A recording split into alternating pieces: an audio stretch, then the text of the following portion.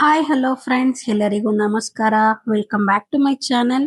ಇವತ್ತು ಸೂಪರ್ ಆಗಿ ಒಂದು ಗರ್ಗರಿಯಾದ ಚಿಕನ್ ಕಬಾಬ್ ಮಾಡೋದು ಹೇಗೆ ಅಂತ ನೋಡ್ಕೊಂಡು ಬರೋಣ ಬನ್ನಿ.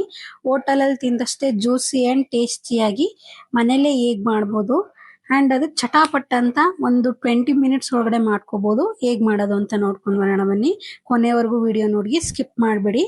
ಈಗ ನಾನೊಂದು ಮಿಕ್ಸಿ ಜಾರ್ ತೊಗೊಂಡಿದ್ದೀನಿ. ಅದರಲ್ಲಿ ಒಂದು ಗಡ್ಡೆಯಷ್ಟು ಬೆಳ್ಳುಳ್ಳಿ ತೊಗೊಂಡಿದ್ದೀನಿ, 1 ಇಂಚಷ್ಟು ಶುಂಠಿ, ಒಂದು 6 ಹಸಿಮೆಣಸಿನ್ಕಾಯಿ ತಗೊಂಡಿದ್ದೀನಿ, ಒಂದು ಸ್ವಲ್ಪ ಕೊತ್ತಂಬರಿ ಸೊಪ್ಪು, ರುಚಿಗೆ ತಕ್ಕಷ್ಟು ಮಸಾಲೆಗೆ ಮಾತ್ರ ಉಪ್ಪು. ಈಗ ಅದಕ್ಕೊಂಚೂರು ನೀರು ಹಾಕೊಂಡು ನುಣ್ಣಗೆ ಪೇಸ್ಟ್ ಮಾಡ್ಕೊಳ್ಳೋಣ. ಫೈನ್ ಪೇಸ್ಟ್ ಆಗಬೇಕದು. ಈಗ ನೋಡ್ತಾ ಇರ್ಬೋದು ಈ ಥರ ಪೇಸ್ಟ್ ಮಾಡ್ಕೊಂಡಿದ್ದೀನಿ. ಇವಾಗ ನಾನು ಕಬಾಬ್ಗೆ ಏನೇನು ಮಿಕ್ಸ್ ಮಾಡ್ಕೋಬೇಕು ಅಂತ ನೋಡ್ಕೊಳ್ಳೋಣ. ಈಗ ನಾನು ಮಸಾಲೆ ರುಬ್ಕೊಂಡಿರೋದನ್ನ ಹಾಕೊಂಡು 2 ಟೇಬಲ್ ಸ್ಪೂನ್ ಅಷ್ಟು ಕಬಾಬ್ ಪೌಡರ್ ಹಾಕೊಂಡಿದ್ದೀನಿ, 1 ಟೇಬಲ್ ಸ್ಪೂನ್ ಅಷ್ಟು ಚಿಲ್ಲಿ ಪೌಡರು, 1 ಟೇಬಲ್ ಸ್ಪೂನ್ ಅಷ್ಟು ಗರಂ ಮಸಾಲ, 1 ಟೇಬಲ್ ಸ್ಪೂನ್ ಅಷ್ಟು ಪೆಪ್ಪರ್ ಪೌಡರ್ ಹಾಕೊಂಡಿದ್ದೀನಿ. ರುಚಿಗೆ ತಕ್ಕಷ್ಟು ಉಪ್ಪು ಹಾಕೊಂಡು 1 ಮೊಟ್ಟೆ ಹಾಕೊಂಡಿದ್ದೀನಿ. ಇಷ್ಟ ಇದ್ರೆ ಹಾಕೋಬಹುದು, ಇಲ್ಲಾಂದ್ರೆ ಸ್ಕಿಪ್ ಮಾಡಿ. ಇಲ್ಲ ಅಂದ್ರೆ ಒಂದ್ ಸ್ವಲ್ಪ ನಿಂಬೆಹಣ್ಣು ಹಾಕೋಬಹುದು, ಇಲ್ಲಾಂದ್ರೆ ವಿನೆಗರ್ ಹಾಕೋಬಹುದು ಸ್ವಲ್ಪ. ಹೆಲ್ತಿ ವರ್ಷನ್ ಅಲ್ಲಿ ಮಾಡ್ಕೋತೀವಿ ಅಂತಂದ್ರೆ ಆದಷ್ಟು ಎಲ್ಲದನ್ನು ಅವಾಯ್ಡ್ ಮಾಡಿ. ಮೈದಾ ಹಿಟ್ಟು ಹಾಕೋದೇ ಆಗ್ಲಿ, ಕಲರ್ ಹಾಕೋದೇ ಆಗ್ಲಿ, ಅವೆಲ್ಲ ಅವಾಯ್ಡ್ ಮಾಡಿ. ಮಕ್ಕಳಿಂದ ಹಿಡಿದು ದೊಡ್ಡೋರವರೆಗೂ ತಿಂತಾರೆ. ಅದು ಅಷ್ಟು ಹೆಲ್ತ್ಗೆ ಒಳ್ಳೇದಲ್ಲ. ನನ್ನ ಅನಿಸಿಕೆ ಪ್ರಕಾರ ಅವೆಲ್ಲ ಏನು ಕೊಡಕ್ ಹೋಗ್ಬೇಡಿ.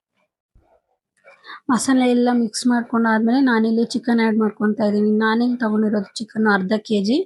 ಈಗ ಅದನ್ನೆಲ್ಲ ಒಂದ್ಸರಿ ನೀಟಾಗಿ ಮಿಕ್ಸ್ ಮಾಡಿಕೊಂಡು ಲಿಡ್ನ ಕ್ಲೋಸ್ ಮಾಡ್ಕೊತಾ ಇದ್ದೀನಿ.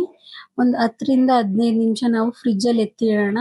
ಫ್ರೀಸ್ ಆಗಲಿ, ಮಸಾಲೆ ಎಲ್ಲ ನೀಟಾಗಿ ಮ್ಯಾರಿನೇಟ್ ಆಗುತ್ತೆ, ಚಿಕನ್ಗೆ ಎಲ್ಲ ನೀಟಾಗಿ ಹೊಂದ್ಕೊಳ್ಳುತ್ತೆ. ಈಗ ನಾನಿಲ್ಲಿ ಒಂದು ಪ್ಯಾನಲ್ಲಿ ಎಣ್ಣೆ ಬಿಸಿ ಇಟ್ಟಿದ್ದೆ, ಎಣ್ಣೆ ಕಾದಿದೆ. ಈಗ 1 ಬೈ 1 ಆ್ಯಡ್ ಮಾಡ್ತಾ ಇದ್ದೀನಿ. ಎಣ್ಣೆ ಕಾದಿದೆ ಅಂತ ನೀಟಾಗಿ ನೋಡ್ಕೊಂಡು ಹಾಕೊಳ್ಳಿ, ಇಲ್ಲಾಂದ್ರೆ ತುಂಬ ಎಳೆದು ಬಿಡುತ್ತೆ ಎಣ್ಣೆ ಚಿಕನ್ಗೆ. 1 ಬೈ 1 ಆ್ಯಡ್ ಮಾಡ್ಕೊಂಡಾದ್ಮೇಲೆ ಎರಡೂ ಕಡೆನೂ ಒಂದೊಂದೇ ತಿರುಗಿಸ್ಕೊಂಡು ಬೇಯಿಸ್ಕೊಳ್ಳಿ. ಆದಷ್ಟು ಮೀಡಿಯಂ ಫ್ಲೇಮಲ್ಲೇ ಇಟ್ಟು ನೀವು ಚಿಕನ್ ಕಬಾಬ್ನ ಬೇಯಿಸ್ಕೊಳ್ಳೋದು ಒಳ್ಳೆಯದು. ಹೈ ಫ್ಲೇಮಲ್ಲಿ ಇಟ್ಟು ಬೇಯಿಸ್ಕೊತೀವಿ ಅಂದರೆ ಮೇಲ್ ಮಾತ್ರ ಟ್ರಾನ್ಸ್ಪರೆಂಟ್ ಕಲರ್ ಬಂದು ಒಳಗಡೆ ಚಿಕನ್ನು ಬೆಂದಿರಲ್ಲ.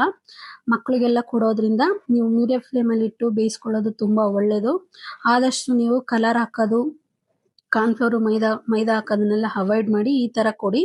ಮೈದಾ ಕಾರ್ನ್ಫ್ಲೋರ್ ಹಾಕೋದ್ರಿಂದ ಆ ಕ್ಷಣಕ್ಕೆ ಅದು ಕ್ರಿಸ್ಪಿನೆಸ್ ತುಂಬ ಚೆನ್ನಾಗಿರುತ್ತೆ, ಆರೋದ್ಮೇಲೆ ತಿನ್ನೋದಕ್ಕೆ ಅಷ್ಟು ಚೆನ್ನಾಗಿರಲ್ಲ.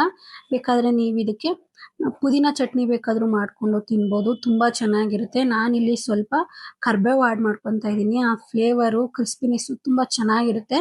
ನಿಮ್ಗೆ ಇಷ್ಟ ಇಲ್ಲ ಅಂತ ಸ್ಕಿಪ್ ಮಾಡ್ಕೊಬೋದು. ಕರ್ಬೇವು ಹಾಕೋದ್ರಿಂದ ಅದೊಂಥರ ಫ್ಲೇವರ್ ತುಂಬ ಚೆನ್ನಾಗಿರುತ್ತೆ. ನನಗಿಷ್ಟ ಪರ್ಸ್ನಲಿ, ಅದರಿಂದ ನಾನು ಆ್ಯಡ್ ಮಾಡ್ತಾ ಇದ್ದೀನಿ. ನೋಡ್ತಾ ಇರ್ಬೋದು ಎಷ್ಟು ಕ್ರಿಸ್ಪಿನೆಸ್ ಆಗಿದೆ ಅಂತ. ಯಾವ ಕಲರಿಂಗು ಆ್ಯಡ್ ಮಾಡಿಲ್ಲ, ಏನು ಆ್ಯಡ್ ಮಾಡಿಲ್ಲ. ತುಂಬ ಚೆನ್ನಾಗಿದೆ.